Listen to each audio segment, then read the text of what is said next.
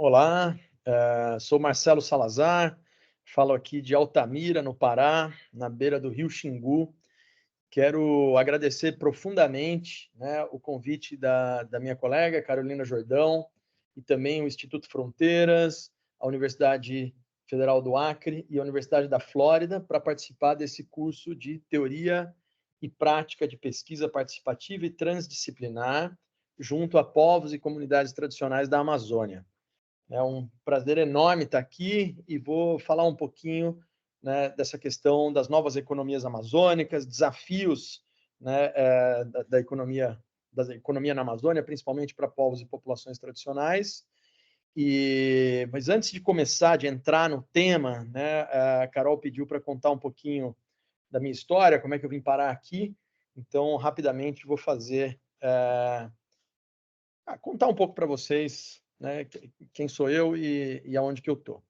Bom, eu sou Marcelo Salazar, estou com 47 anos e há 25 anos trabalhando com populações tradicionais na Amazônia, né? Eu nasci em Ribeirão Preto, no interior de São Paulo, morei em Campinas, estudei engenharia de produção na Federal de São Carlos e durante a universidade me envolvi num projeto social chamado NAPRA, Núcleo de Apoio à População Ribeirinha da Amazônia, em Rondônia, né, no Rio Madeira, e fui a primeira vez como engenheiro para ajudar no planejamento da logística e para ajudar no planejamento estratégico do NAPRA, do próprio NAPRA, então numa equipe de saúde. E me apaixonei pelo trabalho com as comunidades ribeirinhas e voltei, salvo engano, 9 anos seguidos, né? Então me formei, acabei trabalhando um tempo no mercado financeiro em São Paulo, mas todas as minhas férias, feriados e oportunidades que eu tinha, eu ia para Rondônia. Já formado, né, juntei alguns amigos e montei junto com os ribeirinhos lá de Rondônia, né, um pequeno negócio para comercialização de castanha, né, no mercado. Então eu sempre levava, né, para Rondônia, lembro disso, tipo, fotos dos preços da castanha em São Paulo e falava para o pessoal, cara, vocês estão vendendo muito barato aqui, olha só como está no mercado e tal. E um dia, né, o Crispim, que era um ribeirinho de lá, falou, pô, super legal você trazer essas informações, mas isso é inútil para a gente, porque o mercado que a gente conhece é o barco que passa na frente da nossa comunidade, né? Muita gente conhece por regatão, ou no máximo o porto do Cainágua, que é o porto de Porto Velho. Então, o que eu consigo vender, né, a castanha é no preço que esses dois lugares me oferecem.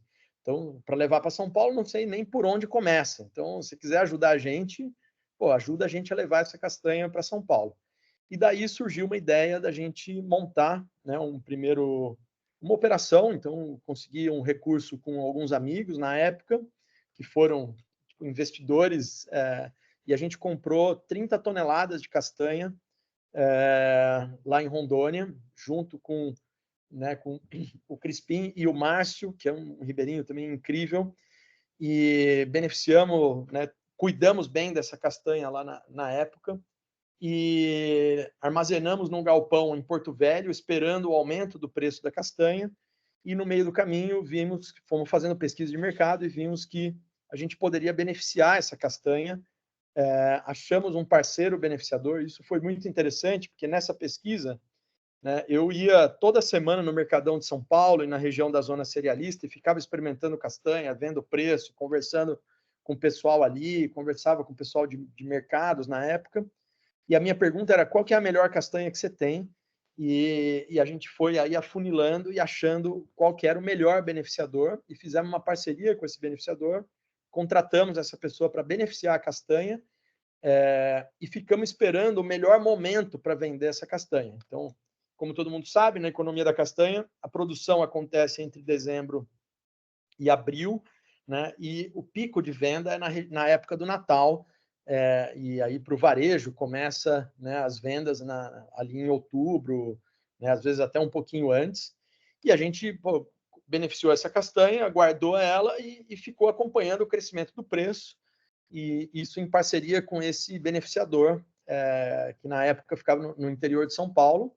E nesse ano a gente teve um azar danado, porque foi um ano que uma castanha brasileira, né, uma grande quantidade de castanha foi rejeitada na Europa pela questão de alta de aflatoxina, e essa castanha retornou para o mercado brasileiro, e a gente estava acompanhando o aumento do preço, eu lembro até hoje, isso foi 2004, 2005, né, o preço da castanha estava em torno de R$ 20, depois 23, 24, R$ 25, estava subindo, e de repente, quando essa castanha voltou da Europa e caiu no mercado brasileiro, o preço foi a R$ 13.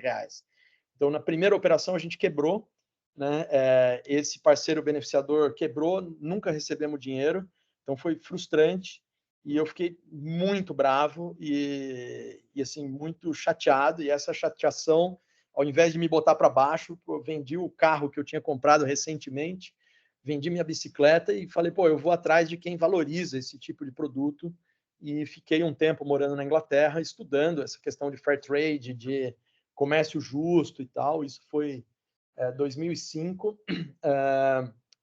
Conheci muita gente, muitas experiências, acabei me conectando a um grupo de pesquisa da TU Berlim, da Universidade Técnica de Berlim, e também a um grupo que estava na London School of Economics, estudando essas economias de Amazônia. Foi bem legal para ter uma visão de fora dessas economias. Voltei para o Brasil e entrei, né, montei uma segunda empresa de consultoria, tive vários convites para fazer diagnósticos socioeconômicos, ajudar no planejamento de unidades de conservação, principalmente reservas extrativistas, que tinham sido recém-criadas, né, no governo Lula, com a Marina Silva como ministra do Meio Ambiente. Então, aí fiquei 2 anos rodando a Amazônia, ajudando essas comunidades a pensar o desenvolvimento territorial, principalmente com um olhar voltado a questões econômicas, que era uma demanda muito forte das comunidades na época. E um dos trabalhos que fiz foi aqui na região da Terra do Meio, né, e fui fisgado, né, principalmente pela galera do Riozinho do Anfrísio, a ficar aqui, não sabia como, mas falei, cara, eu quero ficar nessa região e desenvolver um trabalho de longo prazo. Foi quando conheci o pessoal do ISA e recebi o convite para entrar no ISA e ajudar a estruturar o escritório do ISA em Altamira, né, onde eu fiquei durante 15 anos como coordenador. Meu sócio na época, né, o Jefferson Stratman Camarão, ele seguiu tocando os contratos que a gente tinha nessa empresa de consultoria, e eu ajudava ele, mesmo estando no ISA, até que devagarinho várias pessoas que estavam nessa empresa de consultoria foram entrando para a equipe do ISA aqui em Altamira e de outras regiões do país, né? Então a empresa acabou sendo fagocitada pelo ISA, e o último foi o próprio Camarão, que apagou as luzes da empresa e hoje é o coordenador de atividades produtivas no ISA até hoje, e olhando para esse tema em vários territórios onde o ISA atua. Nesse período, né, no ISA, nossa, foi um período riquíssimo, né, e já morando em Altamira, tive a oportunidade, né, de trabalhar desde questões relacionadas à regularização fundiária dos territórios, então ajudando o Ministério Público, IBAMA, Polícia Federal a qualificar principalmente situações de grilagem, de roubo de madeira, e tentar combater esses ilícitos com vários parceiros. Então a gente tinha uma pequena equipe que trabalhava com isso. Questões de saúde e educação, então trabalhamos junto às prefeituras locais e também com consultores, né, ajudando a estruturar um plano de educação para o território e um plano de atuação à saúde, principalmente olhando para 3 reservas extrativistas, que era Riozinho do Anfrísio, Rio Iriri e Resex do Rio Xingu. Tinha 0 educação formal nessas regiões, e isso era uma demanda muito forte das comunidades, e não tinha nenhum posto de saúde, então eram 2 demandas que gritavam muito junto com a questão da economia da floresta e a garantia do território. Então a gente teve oportunidades de, né, tanto planejar quanto ajudar na implantação da saúde e da educação nesses territórios. Então hoje, por exemplo, são 23, acho que mais de 23 escolas funcionando nessas Resecs, né? Já tem uma primeira geração na universidade, vários desses alunos viraram professores e estão dando aulas nas próprias escolas, né? Então, isso, para ligar um pouco com a economia, né? Só isso daí já gira uma economia local que não existia antes nessas Resecs, né? A última vez que eu fiz o cálculo, girava em torno de 8 milhões de reais entre salário de professores, né, de barqueiros, merendeiras, funcionários dessas escolas e todas as questões que giram em torno dos contratos da educação escolar, merenda escolar e etc. Então, só para chamar a atenção também para o tema de que, depois vamos falar um pouco mais disso, os mercados institucionais são muito bons para os produtos da floresta, mas os empregos que geram a educação e saúde também ajudam muito a girar uma economia local, né, e, em geral, uma economia circular quando você tem também produtos e serviços disponíveis nos territórios. Mesma coisa na saúde, então tinha 0 postos de saúde, hoje nas Resex, salvo engano, são 6 ou 7 postos de saúde implementados, com técnica de enfermagem, né, com as construções e etc., e que também tem um grupo de pessoas estudando para ocupar esses espaços, né? E, por último, né, ajudei na criação da rede de cantinas, que é uma rede que eu vou falar mais depois, para valorização dos produtos da floresta, né, numa base de multiprodutos e tal. Não vou falar muito agora, porque vai ser tema do que eu vou trazer para cá. Então, foi uma experiência muito rica, que continua hoje, né? Saí do ISA faz uns 4 anos, né? Ajudei a implementar uma organização de saúde chamada Health and Harmony aqui no território, no Brasil chama Saúde na Amazônia. Tive a oportunidade de trabalhar com a Carol um período nessa organização e em paralelo, também fiquei pensando num arranjo diferente de negócios para a floresta, e aí surgiu o que hoje é a Amazomaná, Nutrição da Floresta, que eu também vou falar um pouco na minha apresentação, que é algo que fica no meio do caminho de uma empresa, uma ONG, né? Então vocês vão entender um pouco o modelo de negócios, é bem diferente, mas tentando aprender principalmente como é que a gente cria uma jornada de marca, né, de criar uma marca, de conseguir fazer marketing bem feito e aprender como é que faz isso, e também de lidar com uma jornada de captação de recursos que não seja de governo ou filantropia, né? Então, que envolva investidores e uma linha de investidores mais próxima de investimento de impacto ou de venture philanthropy, né? Então, é uma filantropia que está olhando mais para investimentos, mas não de uma maneira como tipo um capital de risco, né? Não igual tipo Faria Lima olha para investimento, né? Então é isso. Acho que me estendi um pouquinho na apresentação, mas acho que é legal para dar uma ideia da onde eu falo, né? Então me sinto uma pessoa muito privilegiada, tive a oportunidade, né, de estudar bastante, né? Meus pais deram essa chance, né? Sou homem branco, né? Nascido em São Paulo, então tenho uma série de privilégios que eu tento nessa minha jornada colocar à disposição, né? Principalmente das comunidades da floresta. Tá? Eu vou colocar aqui uma apresentação e vou seguir um pouquinho nela como um roteiro. Só um minutinho. Qual a cara de uma nova economia da Amazônia, né? Que eu penso que é uma economia da diversidade socioambiental ou uma economia do cuidado, como o professor Ricardo Abramovay, da USP, tem falado em algumas das suas apresentações. Então, vamos lá. O que eu vou trazer aqui, acho que não é novidade para muita gente, mas acho que é legal para marcar um pouco aonde que essa nova economia surge e quais são os desafios dela, né? Então, bom, como todo mundo sabe, né, o desmatamento na Amazônia ele está avançando bastante, principalmente nessa região chamada de Arco do Desmatamento, no entorno e também no entorno de grandes estradas como BR-163 e Transamazônica. O verde escuro são terras indígenas, verde claro, unidades de conservação. Então é muito fácil perceber, e tem muitos estudos que suportam isso, que aonde tem povos tradicionais tem floresta em pé. Então, acho que esse é um primeiro ponto para a gente marcar muito bem, porque qualquer economia para a Amazônia ela tem que ser uma economia centrada no bem viver, no bem-estar de povos e populações tradicionais. É só para povos e populações tradicionais? Não.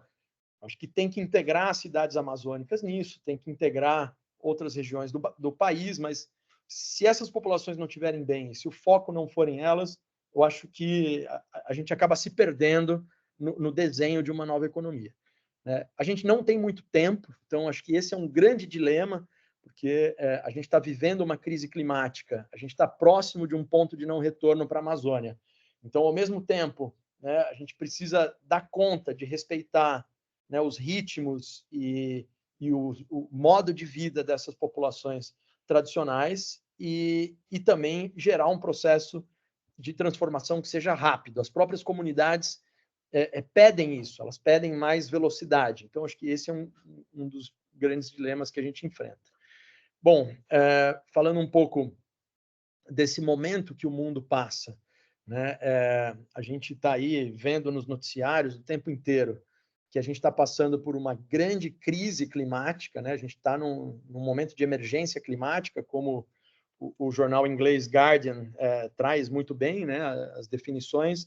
E para o mundo inteiro, o grande vilão são os combustíveis fósseis, né? E no Brasil, o desmatamento é o grande vilão. Então, o desmatamento é responsável pela emissão de muito mais gases de efeito estufa do que os combustíveis fósseis. Então, vocês podem perceber nesse slide, né, que, por exemplo, São Paulo é o quinto maior emissor do país, né? Altamira, que é onde eu estou, São Félix do Xingu, Porto Velho, Lábrea, emitem mais gases de efeito estufa do que São Paulo, com mais de 10 milhões de pessoas, com toda a indústria, aquele monte de carro que a gente vê.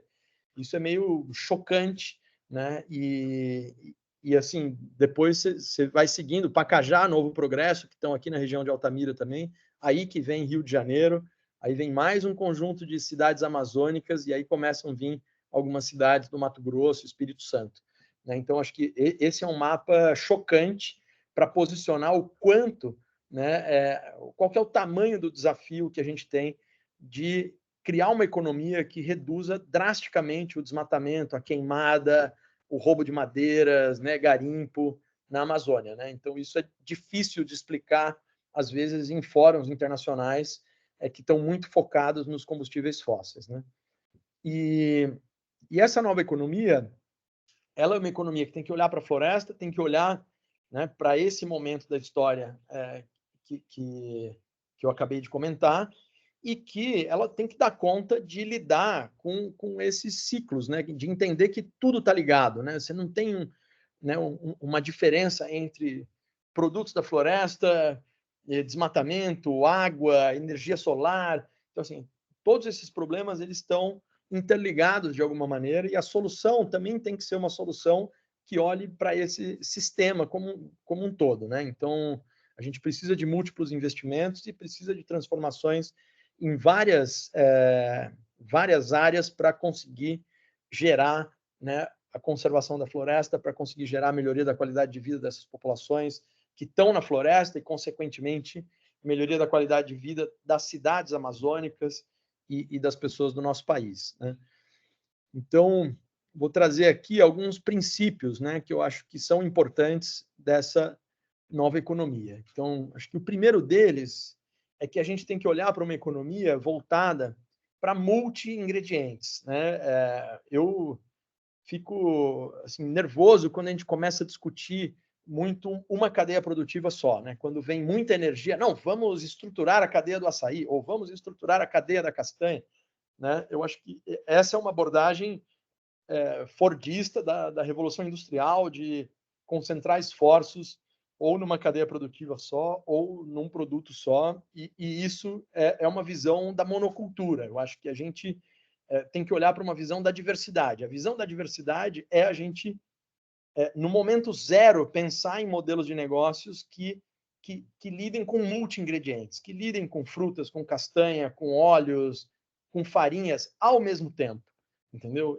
Então, você pode ter uma ou outra cadeia que são drives do desenvolvimento local, mas você tem que, isso é a minha opinião, olhar para multiprodutos o tempo inteiro. Porque olhando para multiprodutos, você vai ser forçado a pensar numa abordagem de multimercados, pensar numa abordagem de tecnologias múltiplas a serem implantadas. Então, você não vai criar uma usina só de castanha, você vai criar uma usina de castanha, mas que o desidratador da castanha pode ser utilizado para desidratar frutas, que tem um espaço, por exemplo, para processamento de óleos e etc. Então, Aí você pensa num espaço tecnológico que dê conta de multiprodutos, né? Então, acho que esse é um primeiro ponto muito importante.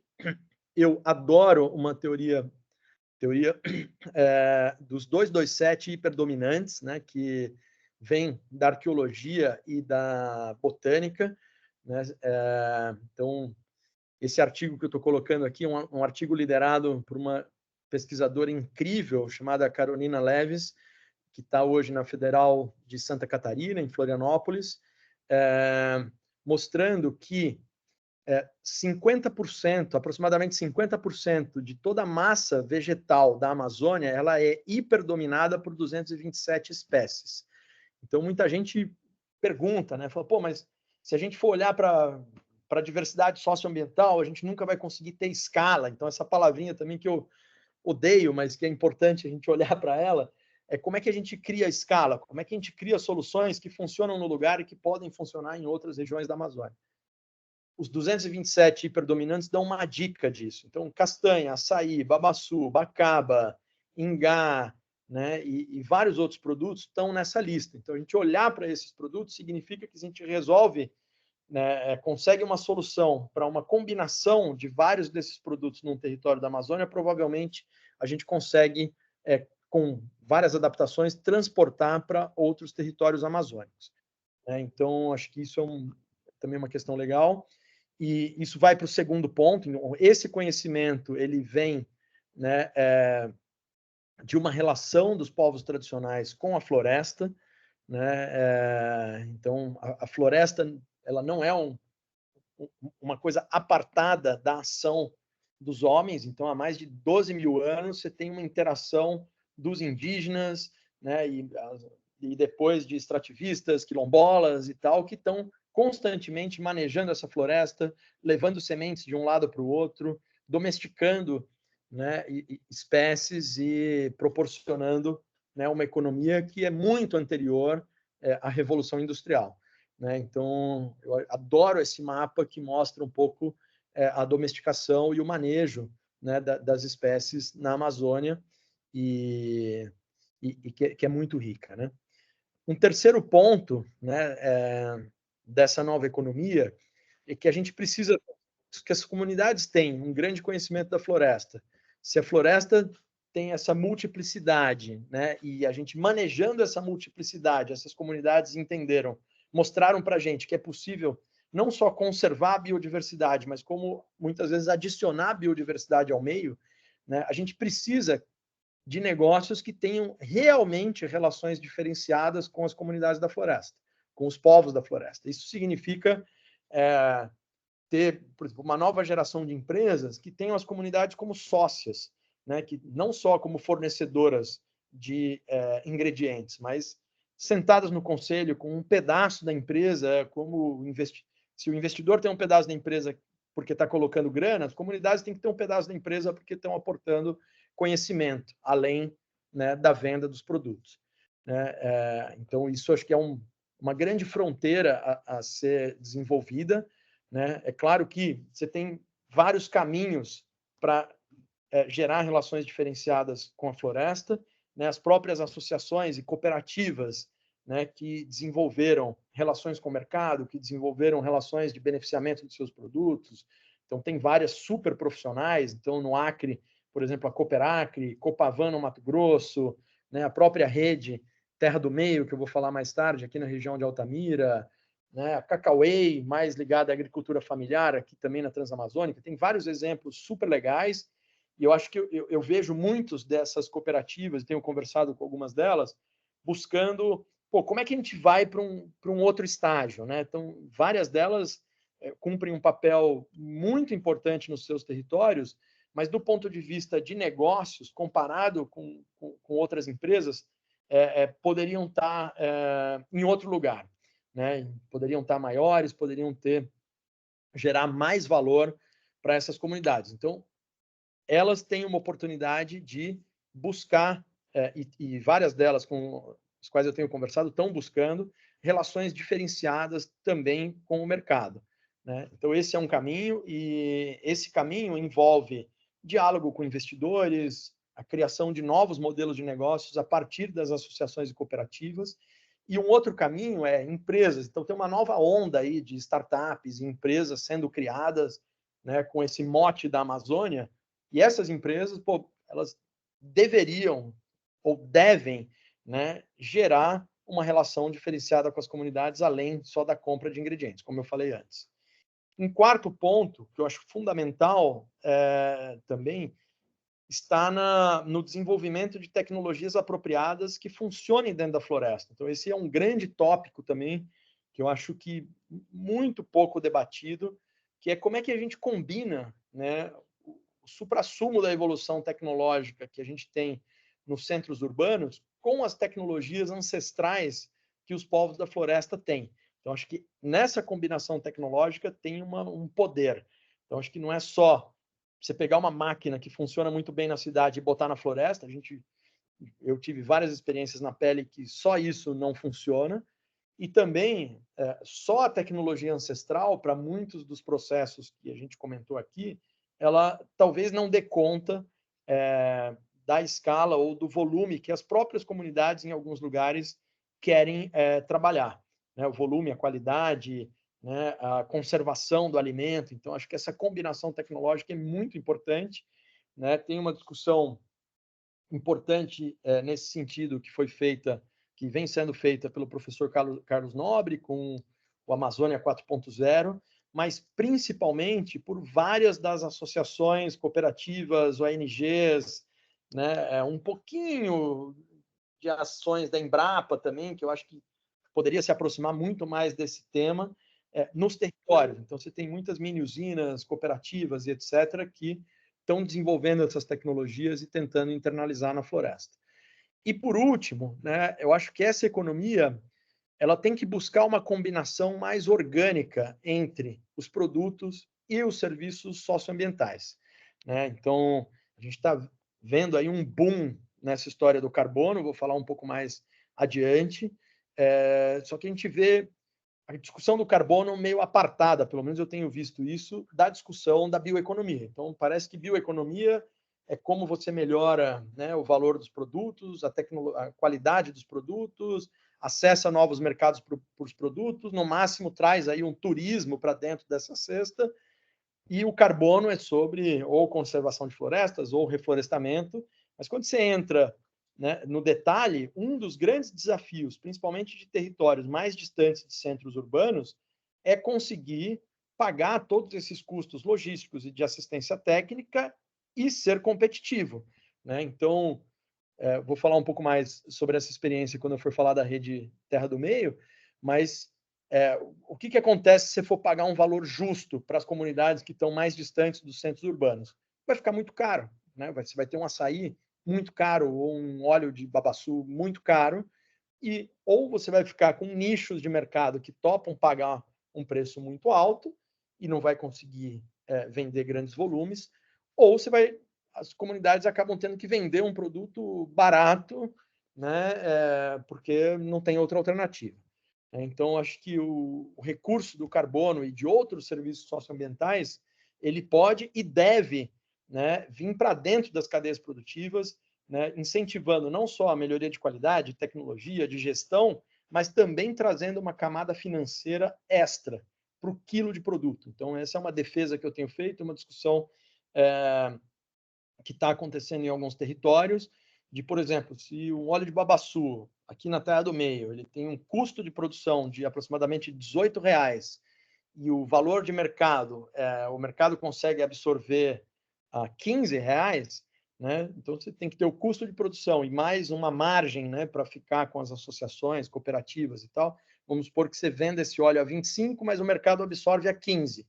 Então essa diferença de 15 para 25, ela poderia ser paga, por exemplo, com recursos do carbono, num território que tenha projetos de carbono, ou de serviços socioambientais, quando um território também conseguir desenvolver projetos nessa linha. Beleza? Bom, aqui bem rapidamente, eu acho que outras pessoas vão trazer estudos, né, sobre a bioeconomia da Amazônia, não vou me aprofundar nisso, mas queria trazer só um estudo recente da WRI, que circulou bastante, falando do potencial né, dessa economia da floresta. E é legal aqui ver o número de 270 produtos nativos que chegam perto dos 227 predominantes da Amazônia, né? Então, está muito alinhado com tudo que eu falei, né, dessa economia 4.0, que tem industrialização, inovação, pesquisa e tecnologia na floresta e nas cidades amazônicas, né? Isso aparece em muitos estudos, né, que manter a floresta em pé e reduzir as emissões de gases de efeito estufa é uma oportunidade incrível para fortalecer essa economia amazônica. Então, aqui não vou entrar no detalhe dos números, mas é legal ter em mente essa manchete e saber que tem esse e vários outros estudos, por exemplo, do Amazônia 2030, que sustentam essas afirmações. Um cuidado aqui de vários desses estudos é que poucos conseguem entrar de fato nessa economia da floresta em pé com comunidades tradicionais, né? Muitos números vêm, né, de um entorno dessas florestas ou de comunidades que estão próximas de centros urbanos. Então, acho que esse é um ponto de atenção, talvez a ser melhor explorado, né? É isso. Acho que uma introdução mais longa aqui. Agora, eu vou trazer 2 casos bem práticos, né, para ilustrar um pouco tudo isso que eu falei. Um deles, né, que eu participei desde o começo, sobre a estruturação da rede de cantinas da Terra do Meio, que agora chama Rede Terra do Meio, que fica nessa região aqui da Bacia do Xingu, mais próxima da Foz do Amazonas, né, e que tem um território de mais ou menos 9 milhões de hectares, com 7 terras indígenas e 3 reservas extrativistas, que fazem parte dessa rede hoje, né, sendo uma união de aproximadamente 20 associações diferentes, né? Então, essa rede, ela surge de uma demanda, principalmente dos moradores do Riozinho do Anfrísio, que é essa Resex aqui, e, sobretudo, do Alto Riozinho do Anfrísio. Então, tem uma foto bem pequenininha aqui do Pedro Pereira, né, que foi uma das pessoas que falou, cara, ou a gente consegue contratos realmente com valor diferenciado, ou a gente não vai conseguir avançar nessa discussão da economia. Né? E para vocês terem uma ideia, aqui o Pedro Pereira, para chegar em Altamira, né, ele tem pelo menos um dia de viagem até a boca do Riozinho do Anfrísio, mais 2 dias de viagem até Altamira, com o rio cheio. Com o Rio Seco, pode demorar 20 dias de viagem entre Altamira, que é o centro urbano de referência dessas populações, até o Paulo Afonso. Então, como é que absorve esses custos e gera uma boa qualidade de vida para essas populações que estão, né, bem distantes de centros urbanos? Então, o Pedro colocou esse desafio na nossa mão, né, já estava dentro do ISA nessa época, de falar, pô, acha aí gente que realmente reconheça o valor que o nosso produto tem, reconheça que por trás de cada quilo de produto tem, né, milhares de hectares sendo protegidos. E essa foi a missão que a gente recebeu. Né? O Pedro participou de um intercâmbio no Acre, também na época, não só o Pedro, mas outras pessoas, né? Seu Herculano, que é uma liderança importante do Riozinho do Anfrísio, e outros, e eles ouviram falar, né, que o Acre tentou implementar esse modelo de cantinas e conseguiu em algumas regiões. Né? E o que é a cantina para o seringueiro? Né? Para eles é o barracão do patrão que tinha todas as mercadorias e trocava essas mercadorias pela seringa, só que numa relação de preço muito injusta. Então, as mercadorias tinham um preço muito alto e a seringa um preço muito barato, a borracha, né? Borracha, castanha e outras coisas.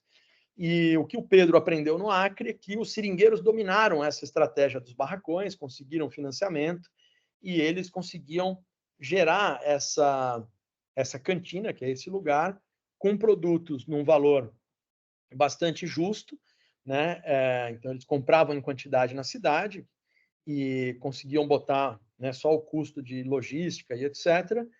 E com contratos diferenciados para as matérias-primas que eles produziam na floresta, eles conseguiam ter uma relação de vender o produto num valor mais alto e conseguir os insumos que eles precisam para o dia a dia, escova de dente, pasta de dente, botina, facão, né, alguns insumos alimentares, num preço muito mais acessível. Então, teve essa provocação e a gente ajudou, enquanto ISA, a estruturar, né, a primeira cantina, que foi a cantina do Paulo Afonso, no Alto Riozinho do Anfrísio, né, Um segundo ponto que surgiu bem rápido, né? A gente conseguiu um contrato com preço muito bom para Copaíba, por exemplo.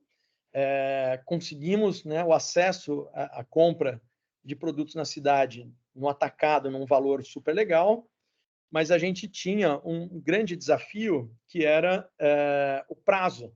Então, a primeira empresa que comprou a Copaíba, chamava Atina, né, ela precisava primeiro receber a Copaíba em São Paulo, analisar essa Copaíba para depois fazer o pagamento.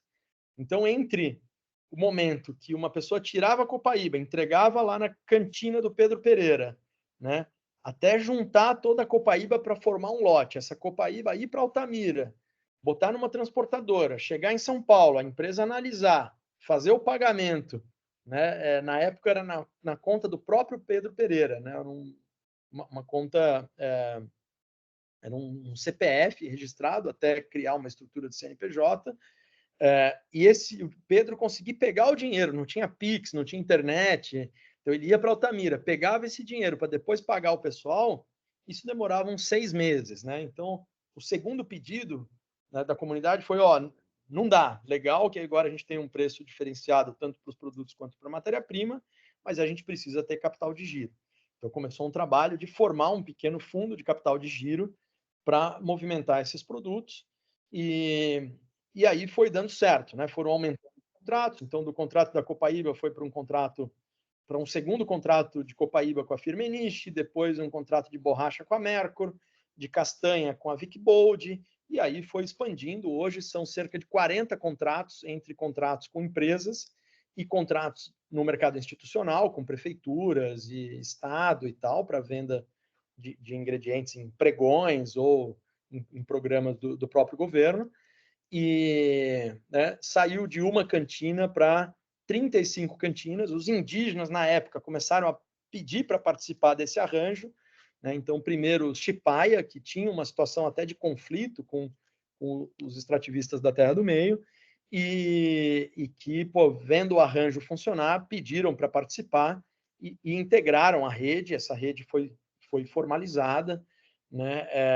Num primeiro momento, isso é muito importante colocar, a formalização foi leve, então você tinha um contrato de cooperação que amarrava todas as associações, e a cada 2 anos era escolhida uma associação que fazia o papel de administrador da rede. Com o tempo e com o número de contratos crescendo, isso foi ficando complexo, e recentemente foi criada uma associação, Rede Terra do Meio, que tem um CNPJ único e que hoje abriga esses contratos, né?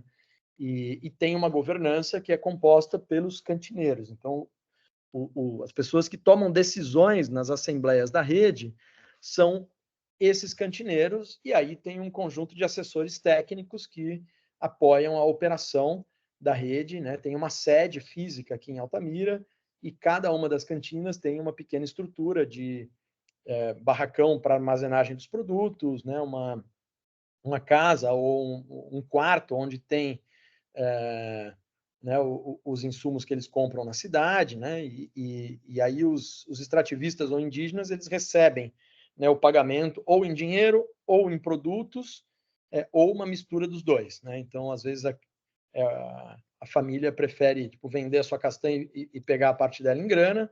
Às vezes a família vai retirando, né, outras coisas, como escova de dente, pasta de dente, botina, facão, né, alguns gêneros alimentares, e isso vai gerando uma dívida que é acertada com os produtos, né, ao longo do tempo. Isso de forma transparente, os preços são estabelecidos de forma conjunta, os cantineiros participam das negociações com as empresas, né, então essa aproximação também da negociação com o mercado foi algo muito importante. O próprio selo Origens Brasil, né, que o Imaflora criou, ele surgiu muito aqui dessa região da Terra do Meio, porque na época a gente falava, não faz sentido ter uma certificação orgânica, o que a gente precisa apresentar para o mercado, e o próprio mercado pedia isso, era um selo de origem, né, que garantisse simplesmente que o produto estava saindo da terra indígena ou do território indígena, da reserva extrativista ou do território indígena que ele estava sendo produzido. Então, o selo Origens vai bem nessa linha, nasceu aqui na região da Terra do Meio, se expandiu para o Xingu, e hoje também está lá na Calha Norte, na região do Amazonas e tal, numa estratégia que é muito maior do que só a região da Terra do Meio.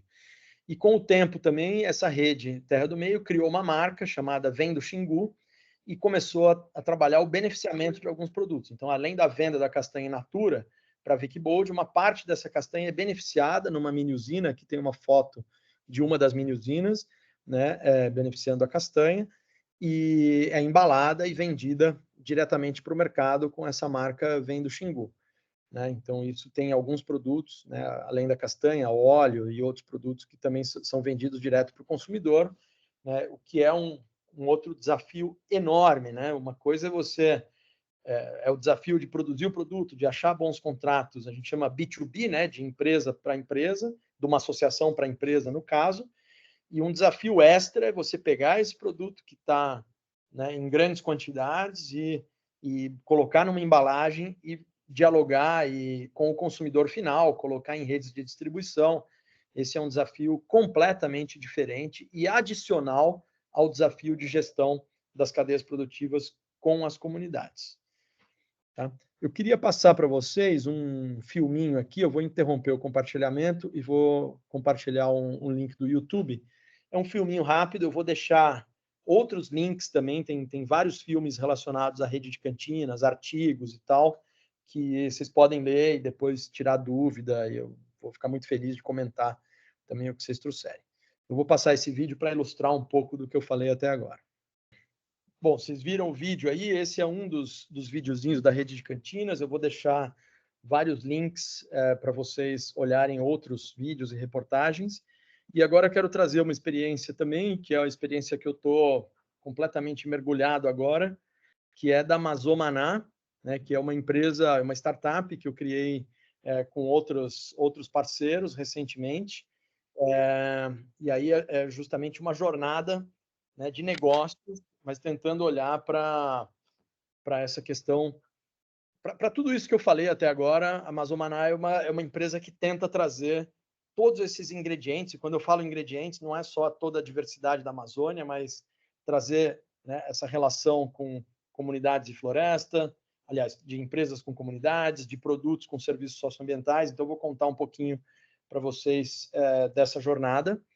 Né? Então, eu, há uns 4 anos atrás, né, estava ainda na coordenação técnica da rede de cantinas e senti que, putz, a gente estava faltando alguma coisa ali, né? A gente conseguiu chegar a um patamar mais ou menos de 4 milhões de reais de faturamento ano, parte disso com venda de produtos, parte disso com projetos, né? Sempre precisou ter recursos de projetos, de parceiros como ISA, TNC, ou projetos de captação própria também, para pagamento de equipe técnica, logística, reuniões e etc. Nunca conseguimos tirar isso dos produtos. E eu sentia que faltava alguma coisa e não sabia o quê. Entendeu? E aí, conversando com um monte de gente e tal, uma das coisas que eu pude ver é que putz, faltava para a gente um conhecimento de criação de marca, de acesso a mercado para produtos, e a gente não conseguia atrair muito para dentro desse ecossistema de movimentos sociais e ONG. Então, aí meu primeiro impulso foi tentar buscar jovens desse ecossistema de startups e falar, pô, vamos trazer essa molecada para a Amazônia para tentar originar negócios de dentro da Amazônia. Conheci um jovem, 30 anos, chamado Airan, né? E a gente criou um desafio chamado On Route para tentar atrair, On Route é na raiz, para tentar atrair jovens desse ecossistema de startup para dentro da Amazônia. E foi o ISA, uma empresa de consultoria que o Airan era sócio, chamada Wisnet, e o Instituto Atá, que tem o Alex Atala, a Bela Gil, o Beto Ricardo, que é um dos fundadores do ISA também. A gente formatou esse desafio, fizemos um primeiro jantar de captação, veio a pandemia, a gente não conseguiu botar isso no chão, e o Airan falou para mim, falou, cara, vamos criar uma empresa gente, se você topar, eu vou contigo, entendeu? E aí a pergunta que o Airan me fez é qual que é a empresa ideal para comunidades da floresta, e aí eu trouxe todos aqueles requisitos que eu falei no começo. Tem que ser multiproduto, comunidade tem que estar dentro da empresa de alguma maneira, tem que ser produto e serviços socioambientais, tem que ter tecnologia na floresta. E aí a gente começou a pesquisar vários mercados, ele trouxe essa experiência que ele tem de leitura de mercados e chegamos nesse mercado que a gente chama de suplementos alimentares ou de superfoods. Começamos a estudar esse mercado. E aí vou encurtar a história, a gente teve uma primeira jornada que criou uma empresa que também está no mercado, chamada Mata, né, com todos esses princípios, com um dos sócios era o Max Petrucci, eu e o Airan, e aí começamos a desenvolver a empresa, a captar recursos, mas encontramos muita barreira já nessa jornada de captação, porque os fundos que eles conheciam mais falavam, putz, cara, muito confuso essa história de comunidade participando da empresa, deixa isso fora, vamos traz isso mais para frente. Entendeu? E eu falava, cara, não dá, não abro mão de ter uma porcentagem significativa da empresa na mão das comunidades. E os fundos também falavam, cara, foca em produto, você trazer agora serviço socioambiental com produto, isso complexifica demais o modelo de negócio, foca só em produto, depois você traz essa outra camada, e isso para mim também era uma coisa que falava, putz, se a gente não começar esse desafio do começo, entendeu? É muito fácil a gente entrar numa jornada de produto e depois não conseguir trazer esses elementos de serviços socioambientais para a mesa. Resultado, né, acabamos separando, o Max ficou com a Mata, comprou a minha parte e a parte do Airan, e a gente, com esse dinheiro, começamos uma outra jornada. A gente fez um acordo chamado de extrato, em que a fórmula que a gente tinha desenvolvido junto ficava com os dois, a marca que a gente tinha criado da Mata ficava com o Max, e a gente ia começar uma outra jornada de marca e de posicionamento que virou a Amazomaná. Tá? Então, isso também para trazer algumas experiências que, nesse mundo, super comum, você criar arranjos que em algum momento não dá certo, separa, tem as regras para essa separação e começa de novo. Então, no mundo das startups, começar e recomeçar é algo comum. Eu fiquei meio assustado, meio mal no começo e depois aprendi bola para frente. Então, no modelo da Amazô, né, a gente tem esse princípio de atuação em rede, então a gente é mais um grãozinho de areia, né, no meio desse ecossistema. Sozinho a gente não faz mudança nenhuma, então a gente precisa estar junto com a ONGs, com outras empresas, com o governo, com as comunidades, para chegar nesse objetivo de conservação e bem viver. Né? A gente tenta ter o máximo de ingredientes processados em mini-usinas comunitárias. Não conseguimos uma grande quantidade de ingredientes no começo, mas essa é a direção que a gente está perseguindo. Né? Desenvolver o P&D, né? Que é o pesquisa e desenvolvimento junto com as comunidades. Então, aqui tem uma foto, por exemplo, da gente desenvolvendo alguns produtos em pó numa mini-usina comunitária lá no Rio Novo. Né? Essa é uma parte que é uma inovação que a Amazô está trazendo para esse mundo de startups, que a gente ofereceu participação da empresa na largada para comunidades tradicionais. Isso não é claro nem para as empresas e nem para a comunidade. Então, esse é um desafio, né, que a gente teve muito grande de convencer investidores de que isso é um caminho e agora de ir conversando com as comunidades e ver quais são os melhores instrumentos, os melhores contratos para isso. Resumindo, o que significa isso? Né? Que as comunidades, a gente reservou inicialmente 10% da empresa para comunidades. Então, além da compra de ingredientes, algumas comunidades que têm participação da Amazô, né, a gente está construindo esses contratos ainda, se a empresa cresce, né, e, por exemplo, abre capital na bolsa, as comunidades, além de vender o ingrediente, elas têm o que a gente chama de dividendos. Então, ela consegue retirar, né, o lucro na porcentagem que ela tem da empresa, ou num evento de liquidez que a gente fala, né? Se, por exemplo, uma outra empresa compra a Amazô, que é uma possibilidade, não é o que a gente quer, mas pode acontecer, né? Ou entra um investidor muito grande numa rodada mais para frente, ele pode oferecer de comprar a participação de acionistas anteriores. Então, a comunidade, além da venda do ingrediente, pode ganhar o recurso em venda de partes que ela tem, se ela quiser vender, ou em dividendos. Né? Então, acho que essa é uma novidade aí, que a gente é um osso que a gente está roendo nesse mercado. Né? E outra coisa também que tem sido bem desafiador é, nos mesmos territórios que a gente está trabalhando, né, o desenvolvimento de ingredientes, a gente está oferecendo e trabalhando com as comunidades né, com alternativas de serviços socioambientais e mesmo projetos de carbono, com toda a polêmica que tem no mercado de carbono hoje, de assédio a comunidades tradicionais e tal, a gente está oferecendo a fazer essa tradução e a ajudar, né, tanto as comunidades a escolher bem, né, parceiros para o desenvolvimento de projetos de carbono e ajudando empresas sérias, né, desenvolvedoras e compradoras de carbono a chegar nas comunidades. Então, isso tem sido um desafio muito grande e a gente tem, enquanto Mazô, feito consultorias nessa linha, tanto para ONGs quanto para empresas e agora uma consultoria mais recente para uma federação de povos tradicionais também nessa linha, né? Então, a gente está ainda desenhando como é que é essa conexão do carbono em serviços socioambientais com os territórios, mas temos na nossa equipe, eu e outras pessoas com bastante experiência de trabalho com as comunidades. E, por último, a gente tem sede em Altamira. Então, essa última fotinho aqui é uma foto da nossa sede. Então, o CNPJ está aqui em Altamira, nosso primeiro escritório está aqui, né? Então, a gente tem uma área de trabalho, um mini laboratório aqui para desenvolvimento de produtos e um quarto de hóspedes. Então, quem quiser vir visitar já está convidado a vir para cá. Bom, um outro ponto muito importante do nosso modelo de negócios, isso eu aprendi também na rede de cantinas, né? Por mais que a gente queira levar as tecnologias para dentro da floresta, tal, algumas coisas a gente não consegue fazer na floresta, pelo menos não rápido, e nem nas cidades amazônicas. Então, a gente precisa de parceiros estratégicos que consigam fazer alguns tipos de beneficiamento que ainda não são possíveis aqui. Então, a ProNutrition, por exemplo, é um parceiro estratégico, inclusive foi um dos investidores da Mazô, fica em Valinhos, então a gente faz o trabalho com as comunidades, né, de compra dos ingredientes, em algumas comunidades de melhoria da qualidade, de trazer camadas extras de beneficiamento. Todos esses ingredientes são enviados para essa fábrica que está na foto em São Paulo, em Valinhos, aliás, que é bem pertinho de São Paulo. Eles têm todo um padrão de recepção desses ingredientes, né? Então, muitas vezes você tem que ter padrões de qualidade que são bem rígidos e padrões regulatórios que são bem rígidos.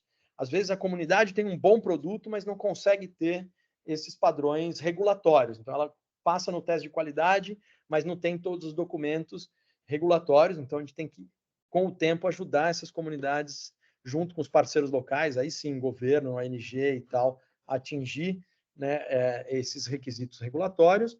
Entrou nessa fábrica, todos esses produtos, eles testam todos os ingredientes. Hoje a gente tem 14 cadeias produtivas, né, numa primeira fórmula que a gente lançou agora, que é um suplemento alimentar, e mistura todos esses ingredientes e embala, né? Então, fica nessa embalagem, e essa embalagem, então, cada lote de produção vai para um pallet, vai para um centro de distribuição, que aí sim fica em São Paulo, e aí desse centro de distribuição que a gente vende, né? Nossa estratégia é 80% de venda online e 20% varejo. Então, a gente tem um e-commerce próprio que foi desenvolvido, né, um comércio eletrônico da própria Amazon, e estamos fazendo parceria com o Mercado Livre e outros e-commerces também, e começando a fazer parcerias também com algumas redes de distribuição. Tá? Então, esse é um grande aprendizado, né, você pode ter o domínio, né, das cadeias produtivas, pode entender do seu negócio, mas às vezes você tem que subcontratar algumas etapas. Então, tipo, ter o processamento final numa empresa em Valinhos não significa que o processo é deles, né? O produto é nosso, a estratégia é nossa, a distribuição é nossa, mas a gente tem um parceiro estratégico que consegue garantir o máximo de qualidade de todos os requisitos regulatórios para que esse produto possa ir para qualquer lugar no Brasil, e ele está pronto também para ir para quase qualquer lugar do mundo. Tá? Então, isso para atingir aqui demora muito. Então, na parceria com a ProNutrition, uma discussão que a gente tem de longo prazo é de, putz, a hora que a gente aumentar um pouco a escala, junto com eles, tentar montar uma fábrica aqui em Altamira, por exemplo, ou em outras cidades amazônicas. E, de repente, essa fábrica já pode ser uma fábrica que eles entrem como sócios, as comunidades como sócios, a Amazon como sócia, ou é uma fábrica da comunidade que eles dão assistência técnica para montar e para deixar essa fábrica operando. Enfim, aí os arranjos de negócios podem ser diversos. Esse tem sido um grande aprendizado nessa jornada da Amazô, né? E aí, ao outro lado da Amazô, que eu falei rapidamente, é trabalhar essa questão dos serviços socioambientais e carbono nos territórios. Então, não estamos falando só de carbono, né, mas carbono é o que tem movimentado mais recursos hoje, é o que tem, né, tá pronto para funcionar, né, o que não está pronto é essa aterrissagem, né, nas comunidades. Eu acho que ainda falta informação, falta visualizar, né, como é que a gente faz um bom processo de consulta, como é que a gente planeja, né, a aplicação desses recursos e etc. Então, é nisso que a gente está se propondo a trabalhar. Mas tem outras possibilidades aí. A gente já fez alguns testes, por exemplo, com o NFT. Né? Tem um jogo sendo desenvolvido aqui na Volta Grande, não pela Amazô, mas numa parceria do ISA com os indígenas da Volta Grande, e que pode trazer recursos também para essas comunidades. Enfim, tem outras possibilidades. Né? Aí, só para dar uma geral aí do mercado de carbono, né? O quanto que ele está crescendo, né? Então, não dá para fechar o olho para isso. Né? O que está em verde, né, são os mercados de hedge. Então, a metade do mercado está nessa modalidade que tem a ver com florestas.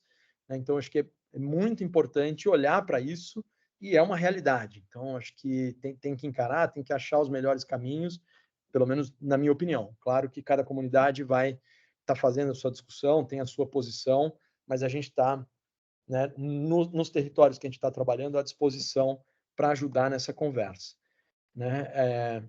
Aqui, ó, só no Brasil, né, em 2021, a gente estava na casa de 50 milhões de reais, desculpa, 50 milhões de dólares, né, gerados, né, no mercado de carbono, mais de 30 milhões de dólares em hedge.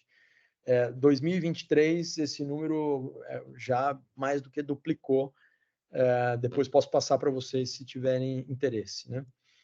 Bom, por último, né, falei da Amazô é isso, trouxe rapidamente algumas questões da empresa, um grande desafio que tem sido encarado. Não é fácil, principalmente esse diálogo, né, das pessoas que conhecem de Amazônia, que tem relação com as comunidades, com a equipe de marketing. Então, eu sou o sócio que olha mais para questões das cadeias produtivas, relação com comunidades, ONGs, governo, e eu tenho um outro sócio, né, que trabalha mais com essa jornada de marketing, criação de marca, vendas, estruturação de e-commerce, e a maior equipe está dedicada a isso, né? E a gente tem uma pequena equipe que está olhando para serviços socioambientais, carbono e para essa relação com o território. Então, só para dar um exemplo, né, a nossa diretora de operações, que é a Paula Moreira, é de Belém, trabalhou muito tempo com comunidades, trabalhou na Manioca, né, que é uma startup lá de Belém, depois foi para Conexus, então teve essa experiência no terceiro setor, né, e veio para a Amazônia. Então, uma pessoa, né, ali de Belém. Tem a Raimunda Rodrigues, né, que é uma das sócias também da empresa, é ribeirinha da Resex do Rio Iriri, então está olhando muito para essa questão da relação com as comunidades, com o desenvolvimento de produtos. Então, ela é gestora de uma das principais mini usinas aqui da rede de Campinas, e a gente já trabalha junto há mais de 15 anos. Né? E o Airan, que é fundador da empresa, né? Ele não está mais no dia a dia da empresa, porque ele tinha uma outra empresa que ele não conseguiu se desvincular e começou a aumentar muito o ritmo, entrou um outro sócio que é o Zé Porto. Então, o Airan tem uma experiência de criação de empresas, já teve 4 startups, né? Uma delas acelerada lá no famoso Vale do Silício, né? Então, tem muita experiência com essa jornada de crescimento de empresa, de investidores, etc. E o Zé Porto, né, que está como sócio agora, entrou recentemente, foi diretor, por exemplo, do YouTube na Google, então entende muito dessa questão de marketing digital, é um cara que trabalhou muito tempo em agência de marketing. Então, o que a gente está tentando é combinar, né, essas competências de gente que entende de acesso ao mercado, principalmente ligado às novas tecnologias, gente que entende dessa jornada de crescimento, investimento e tal, e gente que entende, né, de territórios, que está nos territórios, como eu, a Raimunda, né, e a Paula. É isso, pessoal. E então isso é da Amazô. E aqui eu quero trazer um exemplo, que também é uma oportunidade, né, não só para startups, mas também para associações comunitárias e cooperativas, que é a AMAS, que é a primeira aceleradora de impactos da Amazônia. A gente passou na chamada da AMAS, primeiro quando eu estava lá na Mata, depois de novo com a Amazô, e recebemos um investimento deles, mas eles também estão abertos a investir em cooperativas e associações, né? Então, além do investimento, o aceleradora significa que eles têm um grupo que vai dando, né, assessoria, né, para cada negócio no que o negócio precisa. No nosso caso, eles ajudaram muito a gente a desenhar essa vertical de carbono e serviços socioambientais da Amazônia e como isso conversa com produtos. Além da AMAS, tem uma série de iniciativas, né, também aparecendo aí, que são fundos de impacto, que a gente chama, ou de venture philanthropy, né, que são fundos da filantropia que não querem um retorno financeiro, mas que eles participam dos negócios porque eles acham que esse é um jeito do negócio crescer de forma mais sustentada. Então, eles pegam um pedaço do negócio, então eles pegam o equity, que a gente fala, em troca do dinheiro. Então, isso não vai dar para aprofundar aqui, mas são oportunidades para vocês ficarem ligados. Então, acho que tem muita coisa mudando, né, na Amazônia. Eu estou aqui trabalhando na Amazônia há mais de 20 anos, e nos últimos 5, nossa, nunca vi tanta gente falando sobre a Amazônia, tanta gente querendo fazer coisa na Amazônia. Um cuidado da gente realmente, quem está na Amazônia, e principalmente das comunidades tradicionais, se conectar a esse movimento e estar dentro dessa onda, entendeu? Porque o risco é que, né, você tem uma pessoa de São Paulo que cria um negócio na Amazônia, que paga uma equipe em São Paulo, que vende para pessoas de São Paulo, que tem um investidor em São Paulo, e a Amazônia, de novo, fica só como uma fornecedora de matéria-prima e de boas histórias, entendeu? Acho que a gente tem que inverter esse ciclo e trazer esses recursos, trazer esse conhecimento para dentro da floresta e gerar o valor realmente aqui dentro. Eu acho que esse é o grande desafio que a gente tem. Pessoal, vou parando por aqui e a gente vai ter oportunidade de interagir na questão no momento de dúvidas e tal. Agradeço muito novamente a oportunidade de estar com vocês. Espero que eu tenha trazido algumas questões que façam sentido para todos e todas vocês. Grande abraço.